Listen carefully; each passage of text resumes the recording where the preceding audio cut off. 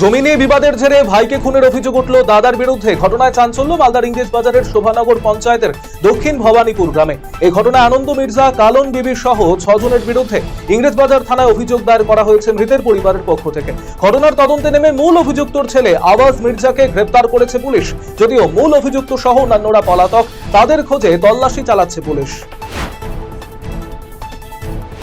দিনহাটায় নতুন ওয়াকফ আইনের বিরুদ্ধে প্রতিবাদ সভা অনুষ্ঠিত হলো শুক্রবার। নতুন ওয়াকফ আইনের বিরুদ্ধে জোরালো প্রতিবাদ জানিয়ে দিনহাটায় এই সমাবেশ অনুষ্ঠিত হয়। এদিন দুপুরে দিনহাটা মহকুমার বিভিন্ন এলাকা থেকে ইসলাম ধর্মাবলম্বীরা একত্রিত হয়ে প্রতিবাদ মিছিল এবং সমাবেশে অংশ নেন। চলতি মাসের 5 তারিখ শিলিগুড়ির ফুলবাড়ির বাসিন্দা সুমন বর্মন এবং তার পরিচিত এক নাবালিকা বাড়ি থেকে কার্যত নিখোঁজ হয়ে যায়। অবশেষে বৃহস্পতিবার রাতে শিলিগুড়ির 3 বাত্তি মোড় এলাকা থেকে ওই যুবককে গ্রেপ্তার করে নাবালিকাকে উদ্ধার করলেন পুলিশ কর্মীরা। শুক্রবার ধৃত যুবককে জলপাইগুড়ি আদালতে পেশ করা হয় এবং নাবালিকাকে তার বাড়িতে ফিরিয়ে দেওয়ার প্রক্রিয়া শুরু করেছে পুলিশ। বিভিন্ন দাবিতে বালুরঘাটে আন্দোলনে সামিল হলো পশ্চিমবঙ্গ পৌর স্বাস্থ্যকর্মী ইউনিয়ন। শুক্রবার 6 দফা দাবিকে সামনে রেখে জেলা স্বাস্থ্য আধিকারিকের কাছে স্মারকলিপি প্রদান করেন সংগঠনের সদস্যরা। এদিন সংগঠনের সদস্যরা শহর জুড়ে মিছিল করে এসে জেলা স্বাস্থ্য আধিকারিকের দপ্তরের সামনে বিক্ষোভ দেখান। সমস্ত স্বাস্থ্যকর্মীকে স্থায়ীকরণ, 15,000 টাকা বেতন প্রদান করা সহ অন্যান্য দাবিতে ডেপুটেশন প্রদান করা হয়। শিলিগুড়ি লাগোয়া ফুলবাড়ির ব্যাটালিয়ন কোয়ার্টার হাউজিং থেকে উদ্ধার হলো এক গৃহবধূর ঝুলন্ত দেহ।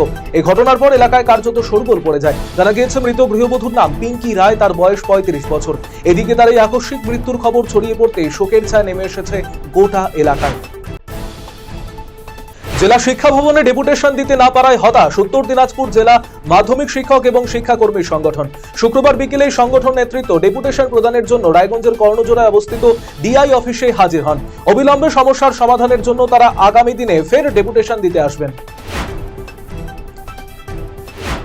শিক্ষকদের চাকরি যাওয়ার নেপথ্যে বিজেপি আর সিপিআইএম এর ষড়যন্ত্র রয়েছে বলে অভিযোগ তুলে বালুরঘাটে বিক্ষোভ মিছিল করল তৃণমূল ছাত্র যুব। এদিন বিকেলে বালুরঘাট হাই স্কুল ময়দান থেকে বিক্ষোভ মিছিল শুরু হয়ে বালুরঘাট শহর পরিক্রমা করে। মিছিলের নেতৃত্ব দেন তৃণমূল ছাত্র পরিষদের জেলা সভাপতি অমরনাথ ঘোষ। করণদিঘির বারোডাঙ্গি বৃদ্ধাশ্রমে সামাজিক কর্মসূচি গ্রহণ করলেন ডালখোলা অগ্রসেন মহাবিদ্যালয়ের একদল পড়ুয়া এবং অধ্যাপকেরা।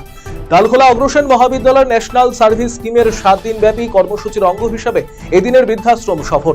শুক্রবার ডালখোলা অগ্রসেন মহাবিদ্যালয়ের অধ্যক্ষ ডক্টর জয়িতা বসু, অধ্যাপক বিপ্লব সেন, করণদিঘি হাসপাতালের সিনিয়র নার্স তথা সমাজসেবী সীমা জানা সহ অন্যান্যরা এই কর্মসূচিতে অংশ নেন। বাঙালির চৈত্র মাস মানেই গাজন উৎসবের চড়ক পুজো এবং মেলা ইত্যাদি। গ্রাম বাংলার প্রাচীন ঐতিহ্য মেনে ইটাহার চড়ক উৎসব কমিটির তরফে শিব, পার্বতী, কালী সহ নানান দেবদেবীর সেজে গ্রাম থেকে শহরের রাস্তায় ঢাক ঢোল বাজিয়ে শোভাযাত্রার মাধ্যমে চড়ক পুজোর আয়োজনে সাধারণ মানুষের কাছে সাহায্যের হাত বাড়িয়ে চলেছে। গ্রাম থেকে শহরে গাজনের শোভাযাত্রা ঘুরে ঘুরে চৈত্র মাসের শেষ দিনে নিয়মরীতি মেনে চড়ক পুজো এবং মেলার আয়োজন করা হবে ইটাহারের পোরশা এলাকায়। দীর্ঘ 40 বছর ধরে অনুষ্ঠিত হয়ে চলেছে এই পুজো বলে জানিয়েছেন চড়ক কমিটির সদস্যরা। মালদার মানিকচকে ভূতনির দক্ষিণ চণ্ডীপুর কাঁটা বাঁধে সংযোগকারী রাস্তা তৈরি হচ্ছে লক্ষ লক্ষ টাকা বরাদ্দে, অথচ সেই রাস্তা তৈরিতে নিম্নমানের সামগ্রী ব্যবহারের অভিযোগ। এমনই অভিযোগ তুলে সরব হলেন বেশ কয়েকজন। এই ঘটনায় প্রতিবাদী এলাকাবাসীকে বেধড়ক মারধর করার অভিযোগ উঠল ঠিকাদারের লোকজনদের বিরুদ্ধে। ঘটনাকে কেন্দ্র করে বৃহস্পতিবার বিকেলে ব্যাপক উত্তেজনা ছড়িয়ে পড়ল ভূতনির দক্ষিণ চণ্ডীপুর কাঁটা বাঁধ এলাকায়। শিক্ষকদের ওপর পুলিশি আক্রমণের প্রতিবাদে শুক্রবার কালিয়াগঞ্জে বিক্ষোভ মিছিল করল সিপিএম। এদিন বিকেলে সুকান্ত মোড় থেকেই মিছিল শুরু হয়। সিপিএম এর কালিয়াগঞ্জ উত্তর ও দক্ষিণ এরিয়া কমিটির ব্যানারে এই মিছিল নেতাজি সুভাষ রোড ধরে বিবেকানন্দ মোড়ে গিয়ে বিভিন্ন এলাকা পরিক্রমা করে সুকান্ত মোড়ে গিয়ে ফের সমাপ্ত হয়।